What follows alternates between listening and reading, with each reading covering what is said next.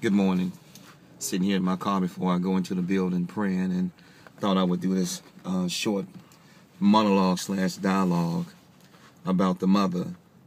I was sitting here thinking about my mom, how she could say certain things to us. She may have had maybe 4 or 5 sentences where she would say stuff to her children that would cause them to turn back from the path that they were on. She would say things like, "Ain't I done told you? Say it again. Come here. I'm going to tell you one more time. I dare you."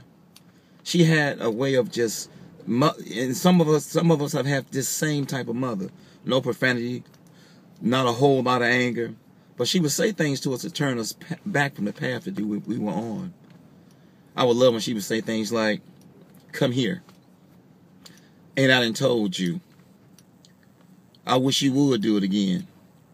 I dare you. Say it again." And I'm rehashing this over and over again, because if the black race is going to make a comeback with all this killing with these young black males, young African-American males, American Africans, whatever verbiage or terminology we want to apply to them, then it's going to have to come through the mother. Now, the father is absent from the home in many instances, in many cases, and we know this. And if the father's there or not, I'm not giving an excuse or him a pass for not being there, because I'm responsible for my own behavior. And I raised my own son, as I've raised many other sons and daughters, as stepchildren, or step in and be a part-time or surrogate father. But we must get back to teaching our children. If you allow your child to stay up all night long, eating Doritos and drinking a Pepsi, hat on, cocked to one side, listening to loud, violent gangster rap or rap music, then that's a precursor to raising that child as a drug dealer. No hours, no diet, no education, no set bedtime. That young baby is being allowed to stay up and run amok at nighttime, and it's unreal. The black mother is going to have to help us climb out of this hole that we in. The black mother is going to have to help raise children of the future, not to be violent and angry, but to be respectful and be able to function in society as a full-fledged citizen, as a family member, not a gang member. We really need to go back and take our households back.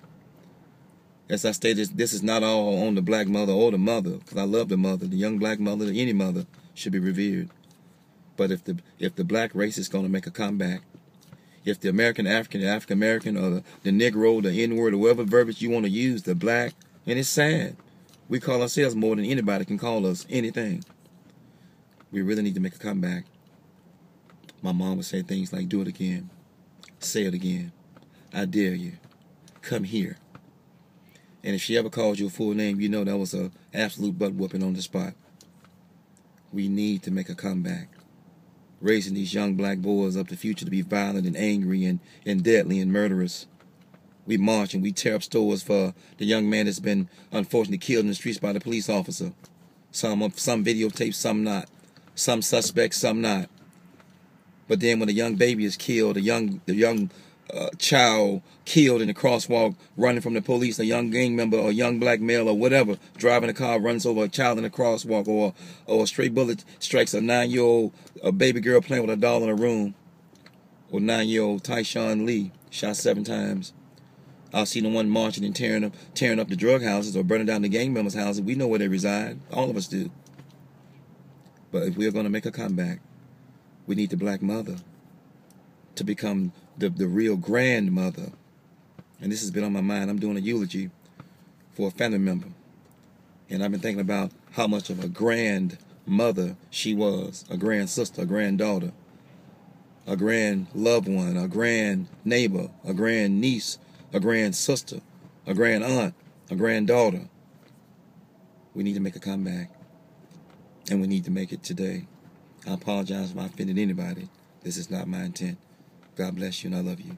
Peace.